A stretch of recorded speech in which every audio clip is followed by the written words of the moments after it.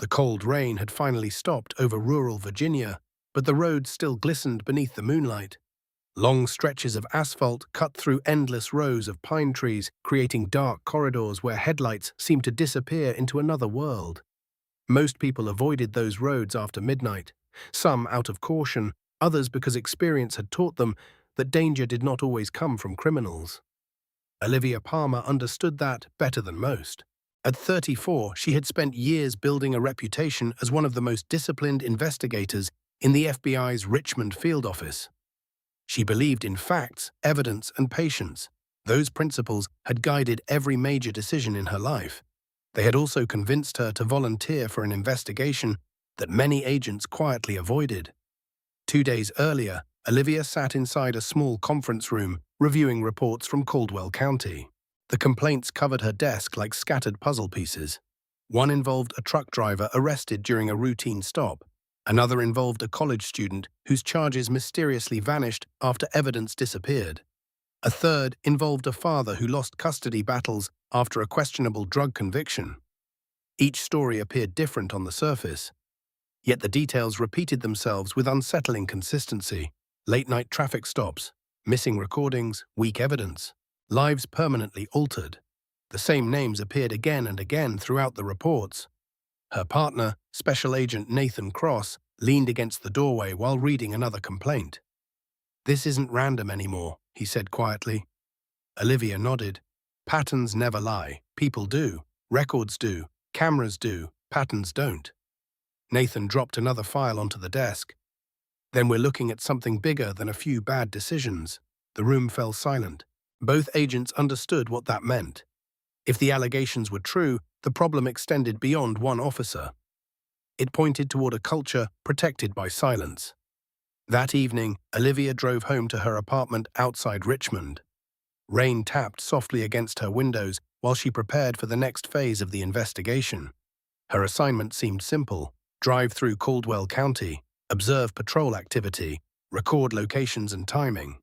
Draw no attention, no arrests, no confrontations, no risks.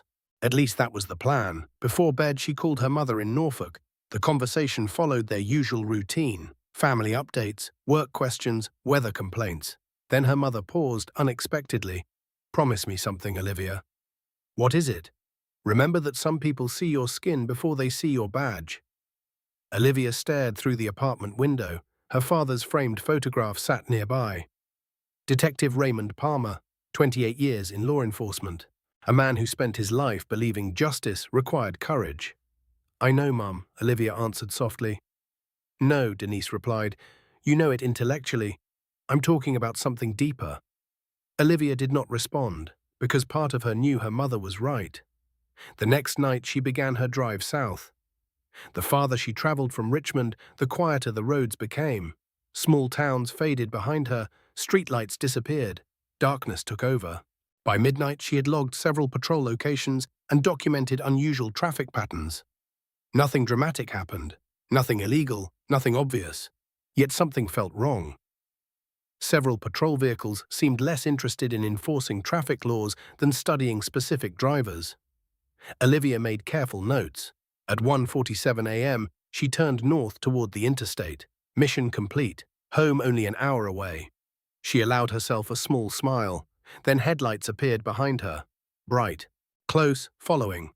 A minute later, red and blue lights exploded across her rearview mirror. Olivia's smile vanished. She pulled onto the shoulder exactly as trained. Engine off, hands visible, window lowered, calm breathing. The approaching officer's silhouette emerged from the darkness. Tall, broad shoulders, slow, deliberate steps.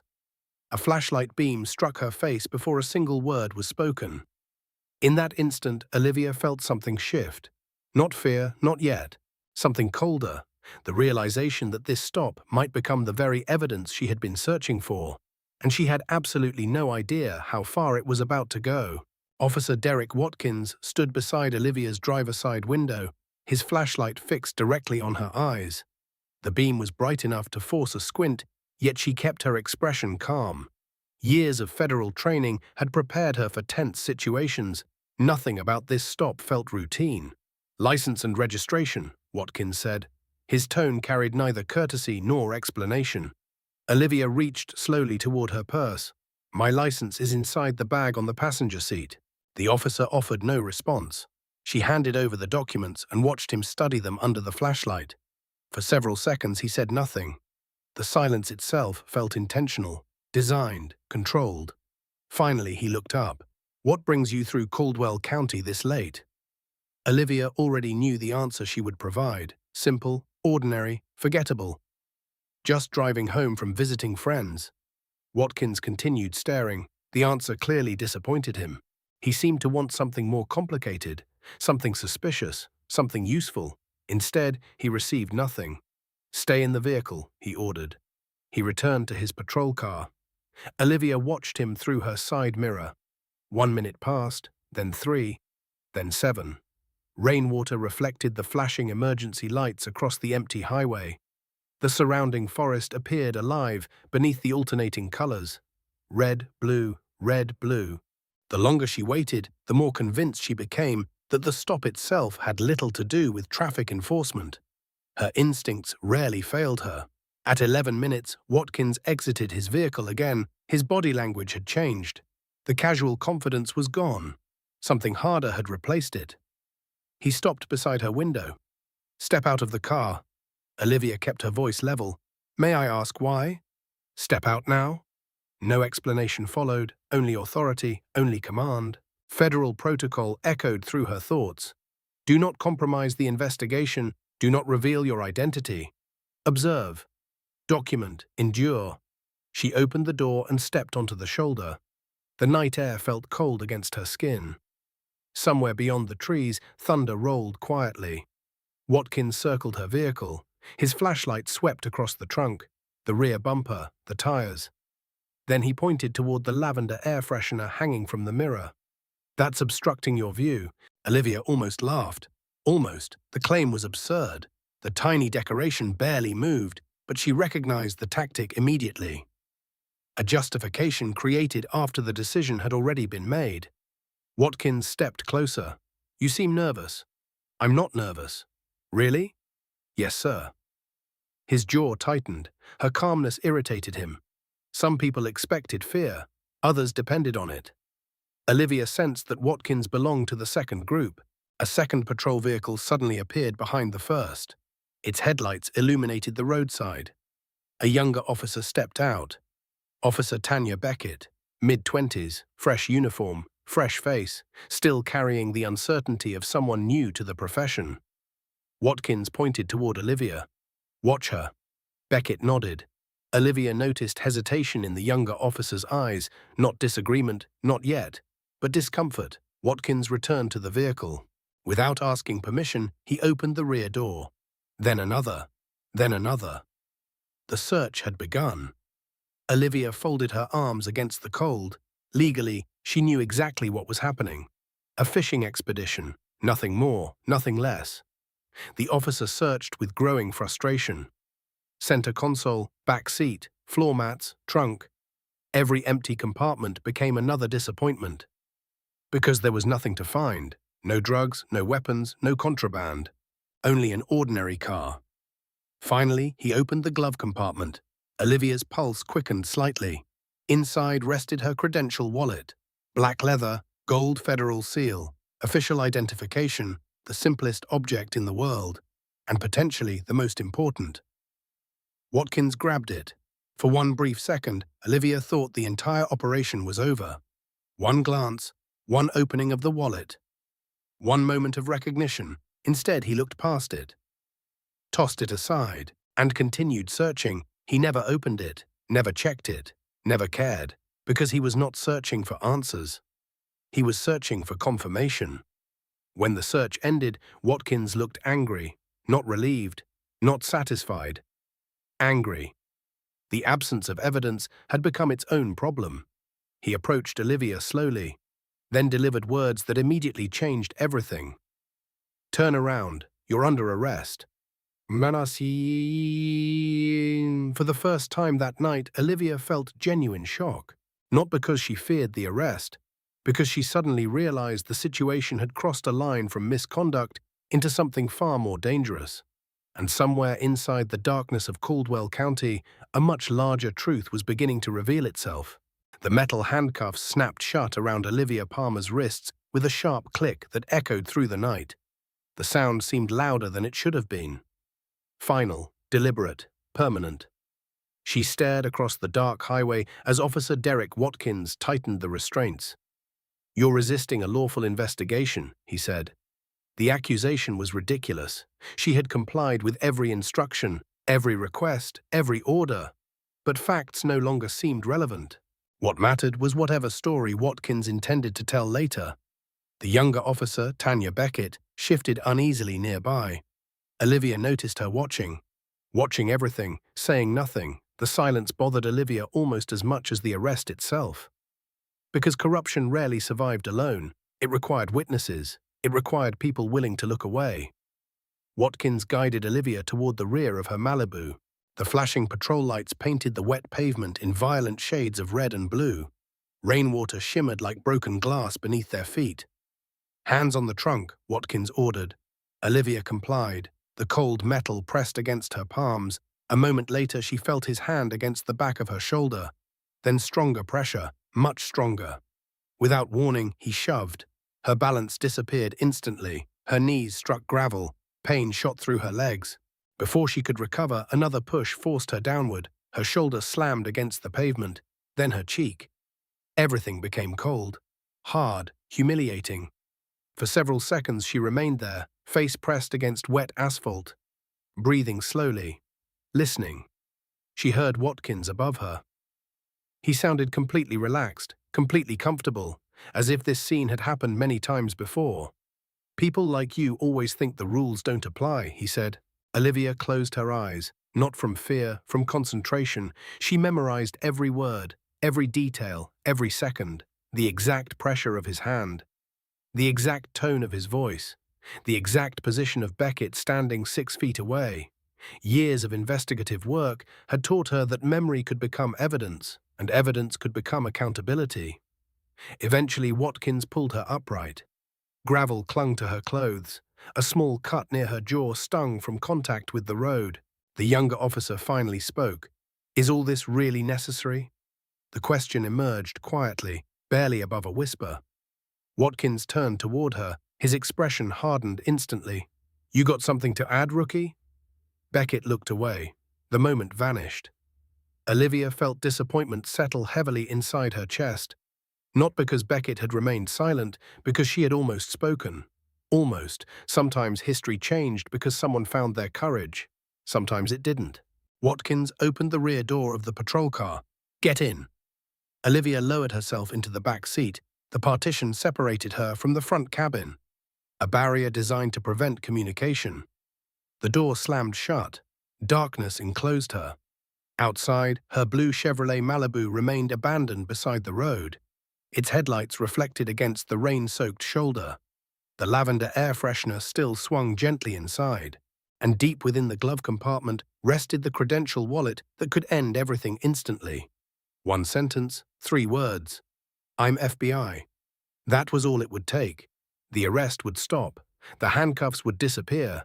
The apologies would begin.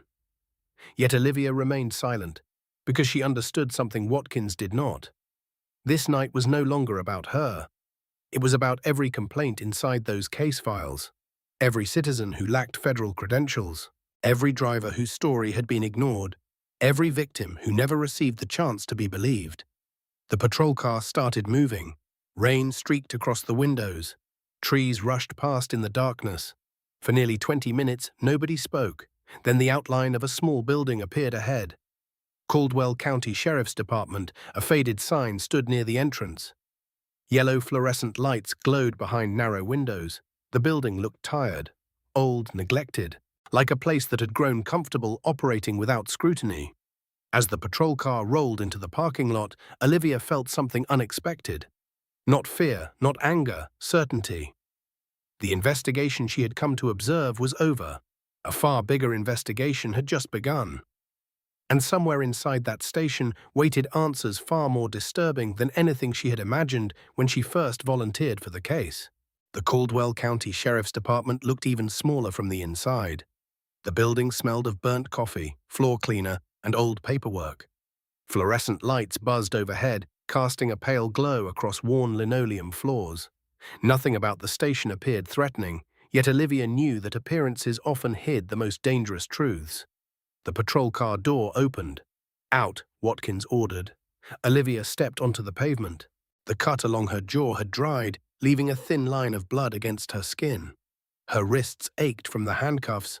Every movement reminded her of the force used during the arrest. Inside the lobby, a desk sergeant glanced up from a stack of reports. Sergeant Clay Morrison, early 50s, heavy-set, tired eyes. The expression of a man counting years until retirement. He looked first at Watkins, then at Olivia, then back at Watkins. "What happened?" "Resisting and obstruction," Watkins replied. Morrison frowned, not because he doubted the charges, because something about the scene felt wrong. Olivia could see it in his face. The gravel on her clothes, the fresh cut, the calmness. Most people arrived angry or frightened, or both.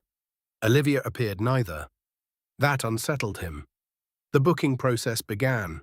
Photographs, fingerprints, property inventory, questions repeated in a mechanical rhythm. Name, address, date of birth, emergency contact. Every answer became another line on another form, another file in another cabinet. Another citizen processed through a system that rarely stopped to ask whether it was right. At one point, a clerk placed Olivia's belongings into a clear evidence bag. Her phone, keys, wallet, small personal items, everything catalogued, everything reduced to paperwork. "Would you like to make a phone call?" the clerk asked. The question lingered. One phone call could end everything. Nathan Cross would answer immediately. Federal supervisors would intervene. The arrest would collapse before sunrise. But Olivia shook her head. "Not yet." The clerk seemed surprised. Most people begged for a phone. She declined it. Another detail that did not fit the narrative Watkins was building. Eventually, a deputy escorted her toward the holding cells.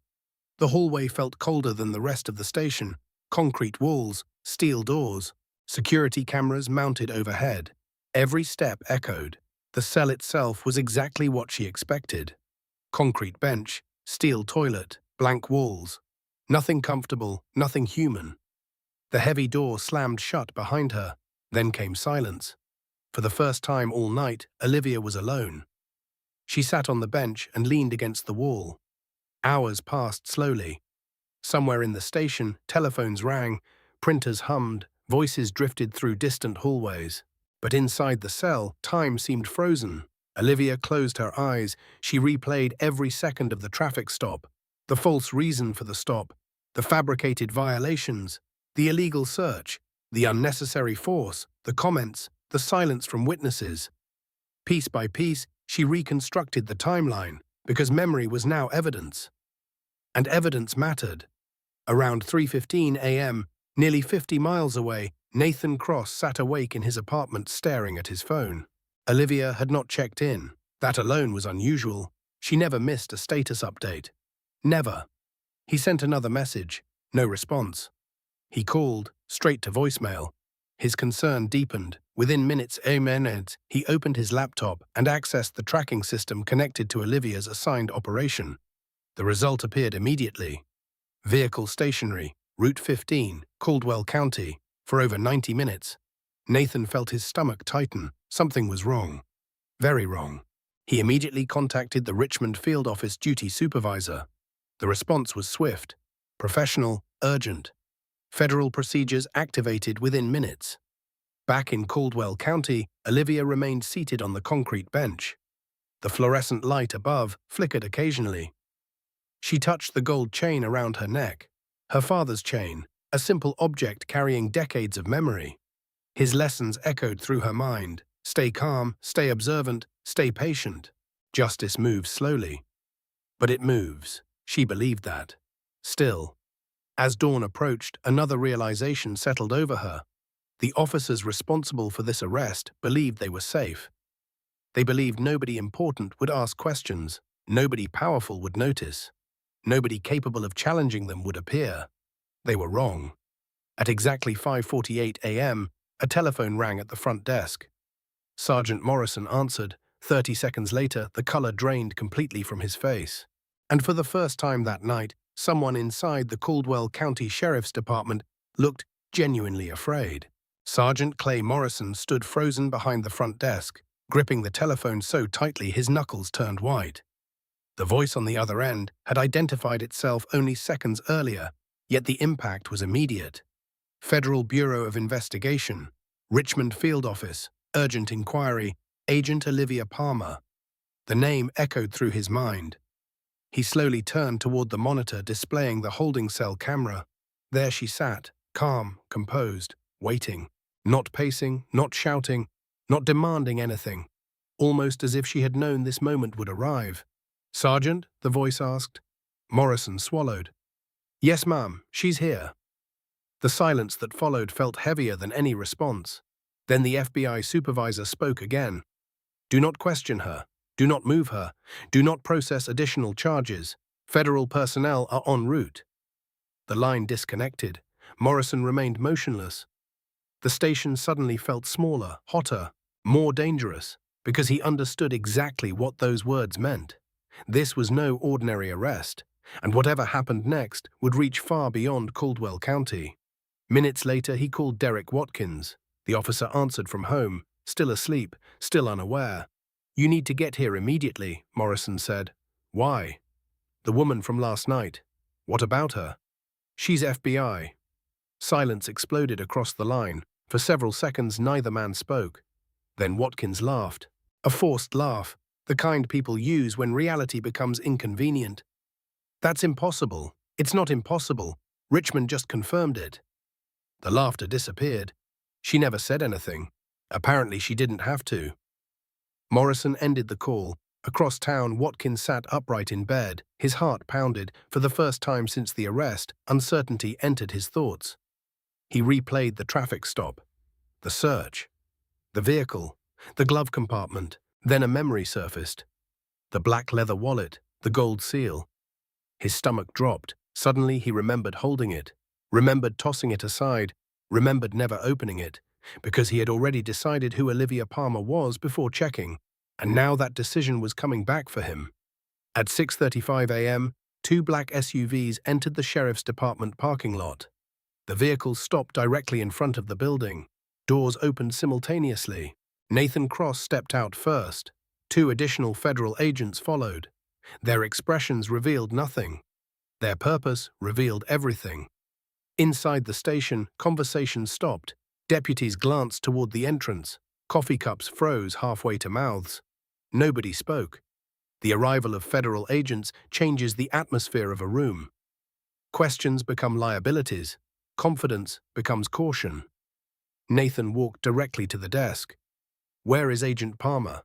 No introductions, no small talk, no wasted words. Morrison immediately led them down the hallway. The holding cell door opened. Olivia stood. For the first time in hours, she allowed herself a slight smile. Nathan examined her carefully, the cut on her jaw, the marks around her wrists, the gravel stains, every detail. His jaw tightened. "You okay?" "I've been better." The answer sounded almost casual, but Nathan knew her well enough to hear what remained unsaid.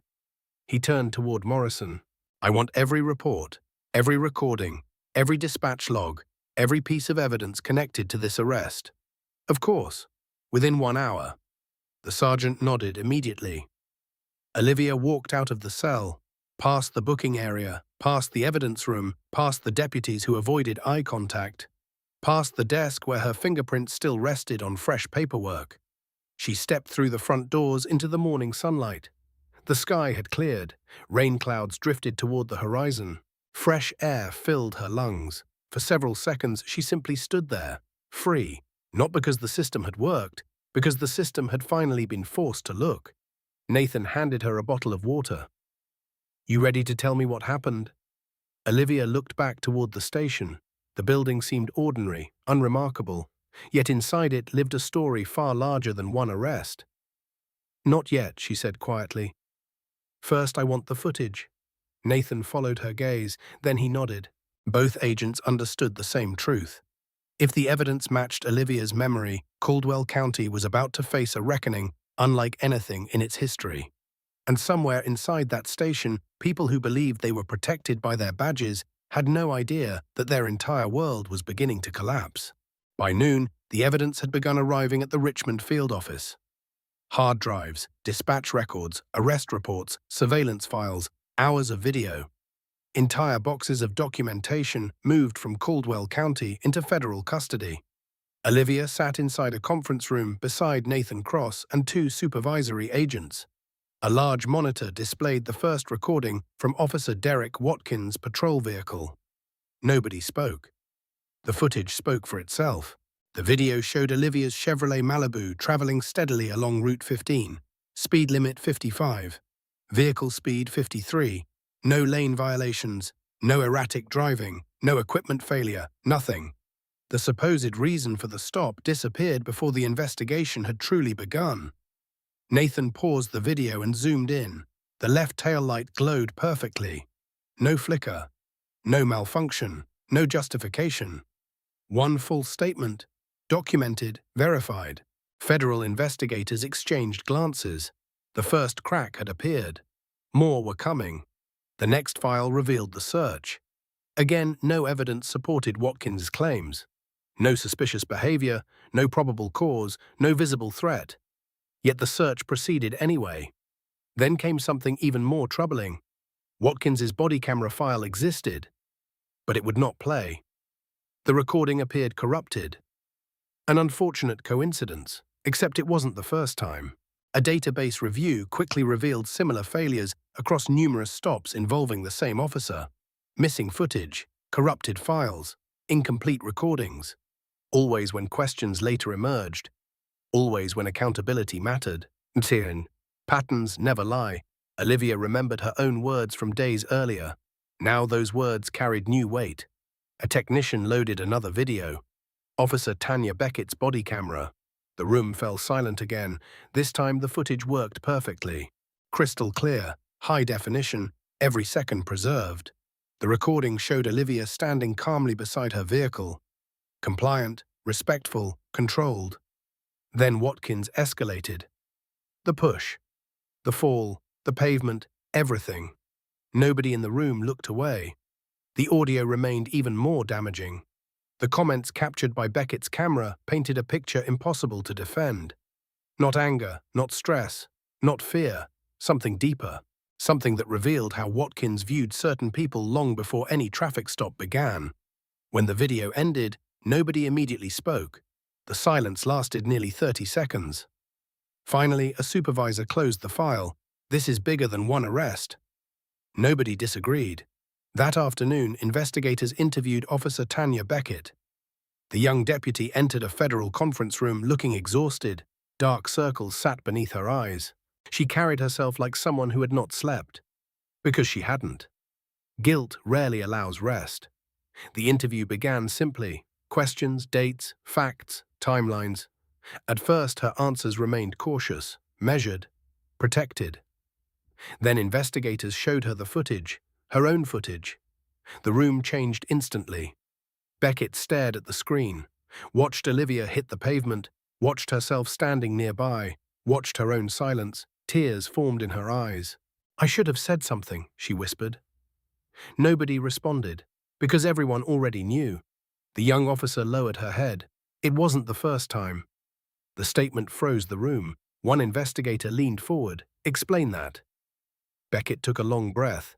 Then years of fear began unraveling. She described late-night stops, questionable searches, missing recordings, drivers treated differently depending on who they were, complaints ignored, concerns dismissed, everything she had witnessed since joining the department. Every incident she had convinced herself was isolated, every excuse she had accepted, until she couldn't anymore. For nearly 3 hours she talked, names, dates, locations, details. By the time the interview ended, federal investigators had something far more valuable than evidence. They had a witness. That evening, Olivia sat alone in her office. Rain tapped softly against the windows again, the same sound she had heard before leaving for Caldwell County. Yet everything felt different now. She reviewed the growing case files spread across her desk. Traffic records, citizen complaints, video evidence, witness statements. Each document strengthened the same conclusion. The corruption wasn't limited to one officer. It never had been, and as Olivia turned another page, she discovered a list of names connected to previous investigations.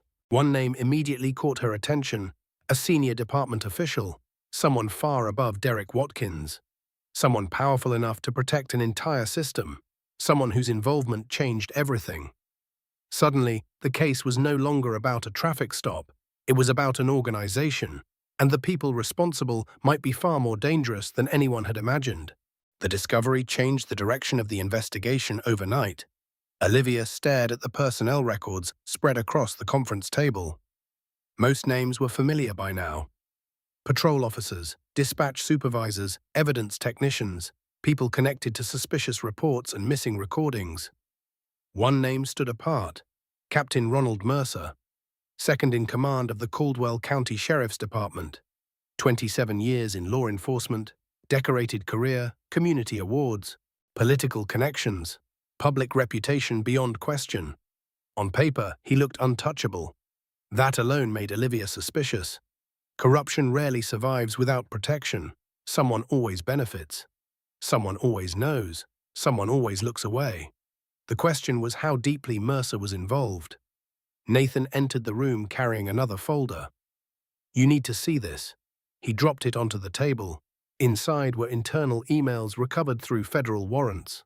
Olivia flipped through the pages. Her expression hardened. Several messages discussed equipment failures, body camera uploads, evidence retention procedures, missing files, nothing explicit, nothing criminal by itself.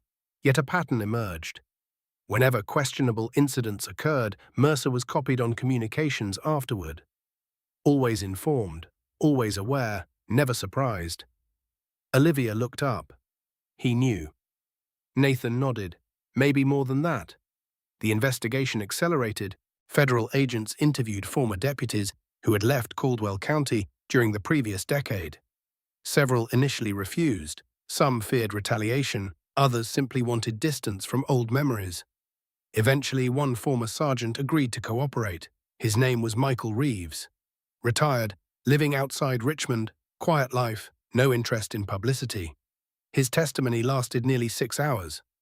The story he told shocked even experienced investigators. According to Reeves, concerns about discriminatory policing had circulated within the department for years. Complaints repeatedly disappeared. Investigations stalled. Disciplinary actions vanished. Deputies learned quickly which subjects could be discussed and which could not. Mercer's influence appeared everywhere. Directly, indirectly, constantly. People stopped reporting problems, Reeves explained. "Why?" Olivia asked.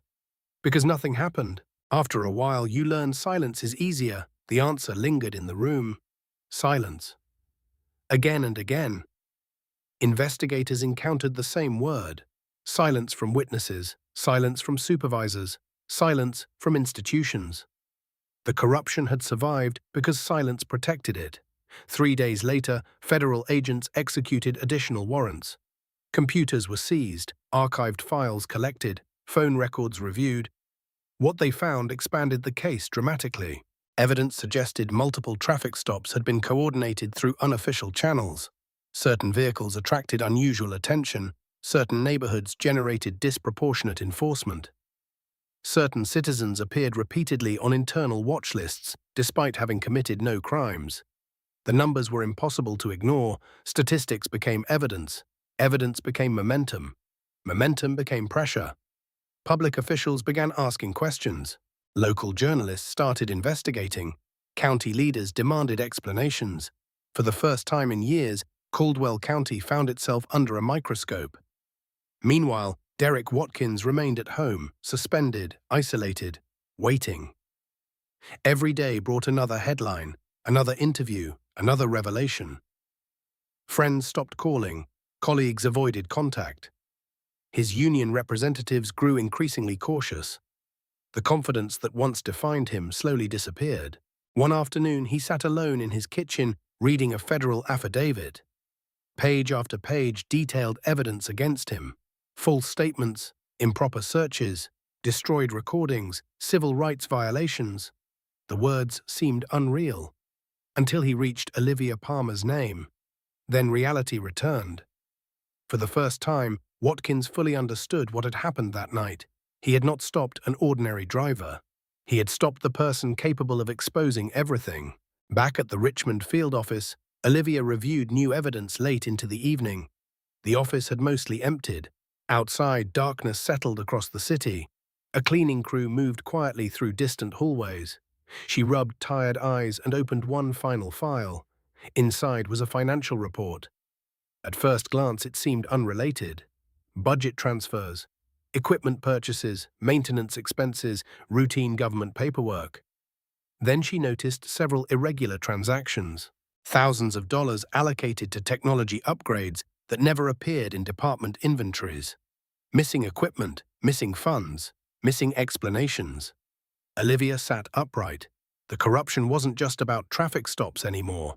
It wasn't even just about civil rights. Money had entered the picture, and wherever hidden money existed, larger crimes usually followed.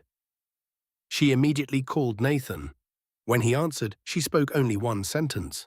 "We've been investigating the wrong crime." Silence filled the line. Then Nathan asked the question both were thinking. "How much bigger is this?" Olivia stared at the financial records. The answer frightened her, because for the first time since the investigation began, she wasn't sure there was a limit. The financial records transformed the investigation from a departmental misconduct case into something far more serious.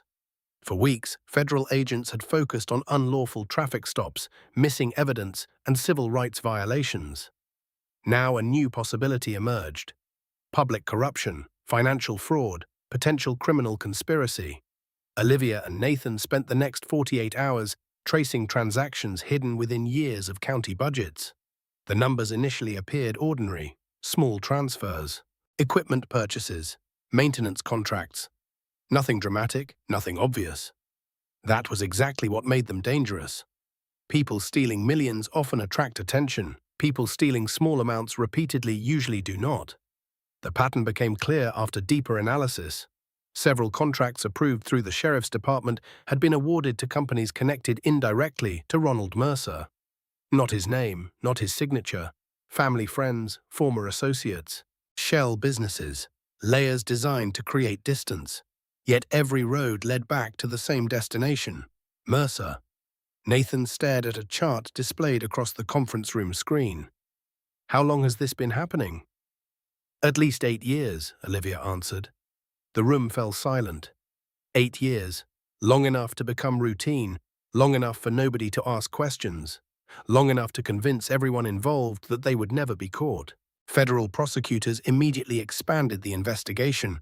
Additional warrants followed. Bank records were subpoenaed, tax filings reviewed, private communications examined. The deeper investigators dug, the uglier the picture became. Money intended for department technology upgrades had vanished. Equipment purchases existed on paper, but nowhere else. Contracts were inflated, invoices duplicated, approval signatures repeated. Someone had treated public funds like a personal account. Meanwhile, pressure mounted throughout Caldwell County. News coverage spread beyond Virginia. Regional newspapers picked up the story. Television stations followed. Civil rights organizations demanded accountability. County commissioners called emergency meetings. Questions multiplied faster than answers. Inside the sheriff's department, morale collapsed. Deputies feared interviews, supervisors feared subpoenas. Everyone feared what investigators might discover next. Captain Mercer maintained his public confidence, at least initially. He denied wrongdoing, denied knowledge, denied responsibility. During one press conference, he stood before reporters and called the investigation politically motivated. The statement lasted less than 24 hours. The next morning, federal agents uncovered emails linking Mercer directly to financial approvals. His explanation immediately fell apart. Then another witness came forward, a former county accountant named Laura Bennett. For years, she had remained silent. Fear had convinced her silence was safer. Watching Olivia's case unfold changed something. She contacted investigators voluntarily. Her testimony proved devastating. Laura described repeated pressure to approve questionable expenditures, repeated instructions not to ask questions, repeated warnings that challenging certain decisions would damage her career. She had saved documents, copies, notes, records, evidence accumulated quietly over years, evidence she never expected to use. Now it became invaluable. Olivia personally conducted part of Laura's interview. Toward the end, she asked a question that had troubled her since the investigation began. Why come forward now? Laura looked down for several seconds, then answered honestly, "Because I watched what happened to you." Olivia remained silent. Laura continued, "If someone with your credentials could be treated that way, I realized none of us were safe pretending everything was fine." The words stayed with Olivia long after the interview ended. Courage spreads, so does silence. The difference often comes down to one person making a choice. By the beginning of the following month, federal prosecutors believed they had enough evidence. Multiple criminal referrals were prepared. Grand jury proceedings accelerated. Arrest plans quietly developed. Yet one major problem remained. Mercer knew investigators were closing in. People under pressure become unpredictable, desperate, dangerous.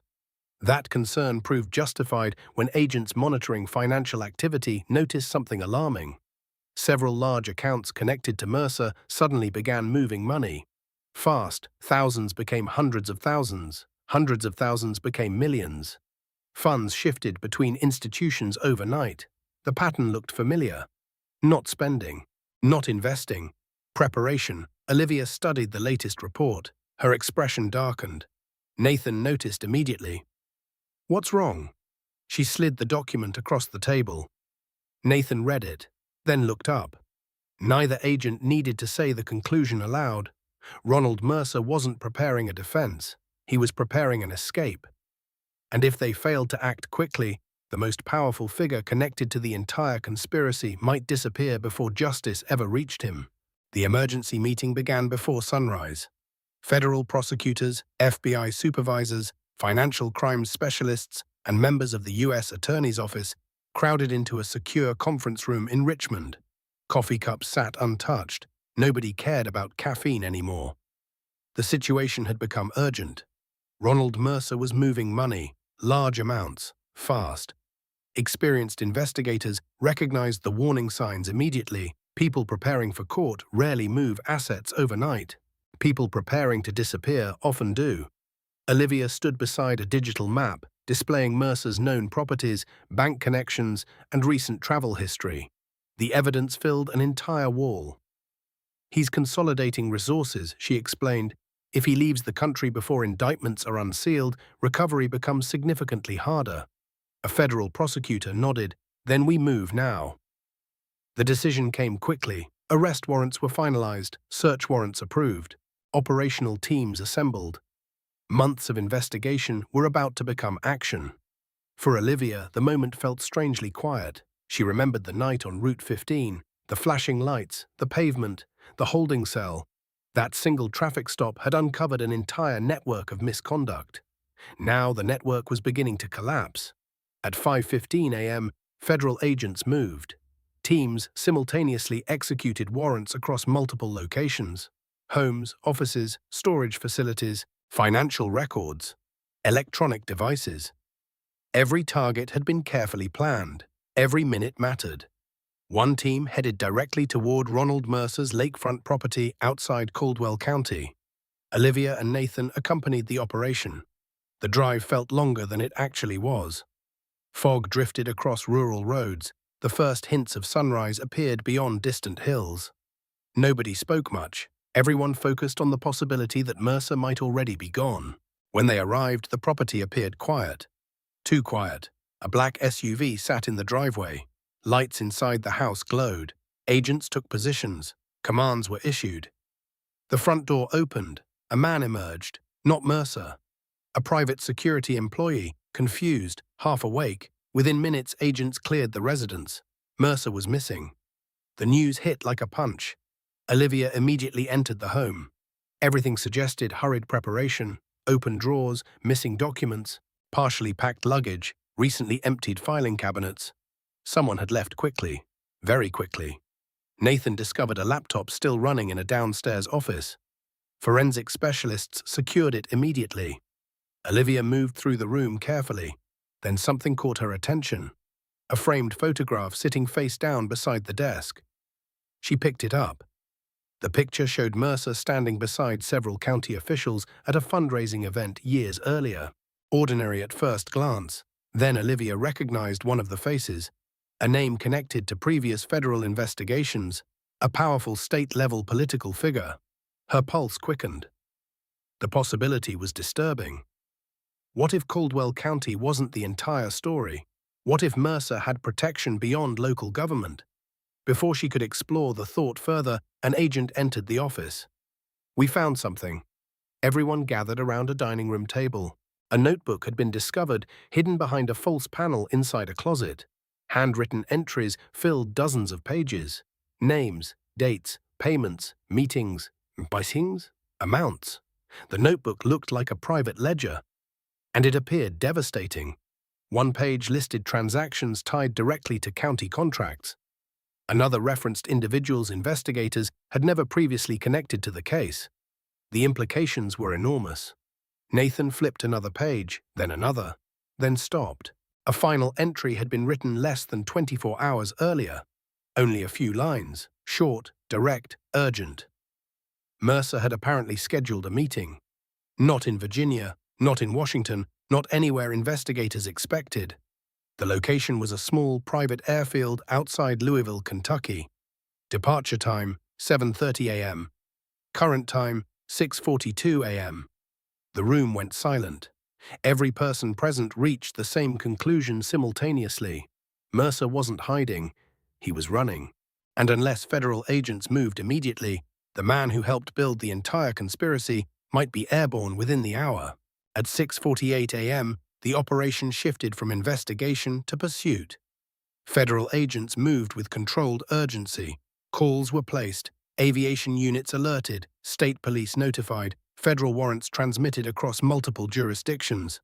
Every available resource focused on a single objective: find Ronald Mercer before he disappeared.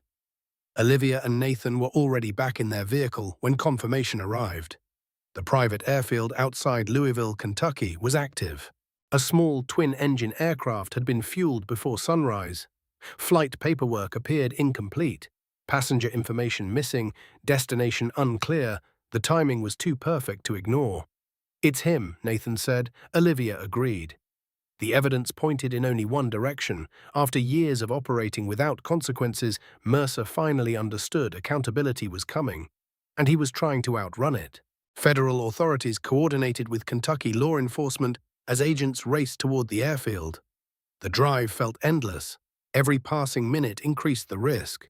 Every mile allowed Mercer another opportunity to escape. Clouds gathered overhead as morning sunlight broke across rolling farmland. The landscape looked peaceful. The situation was anything but. At 7:19 a.m., an officer positioned near the airfield reported visual confirmation. A black SUV had arrived. One occupant, male. Matching Mercer's description, the operation entered its final stage. Units moved into position, perimeter established, runway monitored, aircraft secured. Then came the order: move. Everything happened quickly. Mercer had already exited the SUV and was approaching the aircraft when agents emerged. Federal jackets, marked vehicles. Commands shouted across the runway. For a moment he froze. The realization hit him visibly. There would be no escape, no private flight, no fresh start somewhere beyond the reach of investigators. The years of influence, the connections, the authority, none of it mattered anymore. He slowly raised his hands. The arrest occurred without resistance. As agents secured him, Mercer looked toward the aircraft, waiting only yards away. Freedom had been within reach. Now it was gone. Hours later, news of the arrest spread across Virginia. Then across the country, the story dominated headlines: federal corruption case, civil rights violations, financial fraud, evidence tampering, conspiracy. What began as a routine traffic stop had exposed an entire system built on abuse of power. The legal process moved forward relentlessly. Indictments became prosecutions. Prosecutions became convictions. Years of hidden misconduct surfaced in courtrooms where evidence finally replaced influence. Dozens of victims received reviews of their cases. Wrongful convictions were overturned. Records were cleared. Families received answers they had spent years seeking. The damage could never be fully undone. Lost years remained lost. Broken trust remained broken. But accountability had finally arrived. Several months later, Olivia Palmer stood outside the Richmond field office on a cool autumn afternoon. Golden leaves drifted across the sidewalk. The air carried the first hints of winter. Life had returned to something resembling normal. At least on the surface. Inside, she had changed. Experiences like Caldwell County leave marks, some visible, most invisible. She thought about the people whose stories started the investigation: the truck driver, the college student, the father separated from his daughter, people who never had a badge in a glove compartment, people who never had federal agents coming to rescue them. Their courage mattered. Their stories mattered. Without them, none of the truth would have emerged. That evening, Olivia drove to Norfolk to visit her mother. The familiar neighborhood felt comforting, safe, the kind of place where memories lived. Denise Palmer greeted her at the door with a hug that lasted longer than usual. Neither woman needed many words. Some conversations happen without speaking. Later, after dinner, Olivia stood alone beside a framed photograph of her father. Detective Raymond Palmer smiled from another time. Another generation, another struggle. She touched the gold chain around her neck, the same chain she wore on the night everything changed. For a moment she imagined what he might say. Probably something simple, something honest, something about doing the right thing even when it costs you. Because real justice rarely arrives easily. It demands courage, patience, sacrifice. And sometimes it begins with one person refusing to stay silent. Months earlier, Olivia had been face down on a dark road, believing nobody was watching. She was wrong. People were watching. Victims were watching. Witnesses were watching. Future generations were watching. And because one person chose principle over comfort, an entire system was forced to confront the truth. The road through Caldwell County still exists. The pine trees still line the highway. The rain still falls on quiet nights, but some roads become more than roads. Some become reminders of what happens when power goes unchecked and what becomes possible when ordinary people find the courage to challenge it. Subscribe to the channel, leave a comment, and share this video.